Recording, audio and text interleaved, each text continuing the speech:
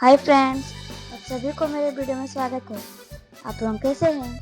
आशा करती हूँ आप सब अच्छे होंगे और मैं भी अच्छी हूँ। रोजाना की तरह आज भी मैं एक न्यू अल्पना डिज़ाइन लेकर आई हूँ।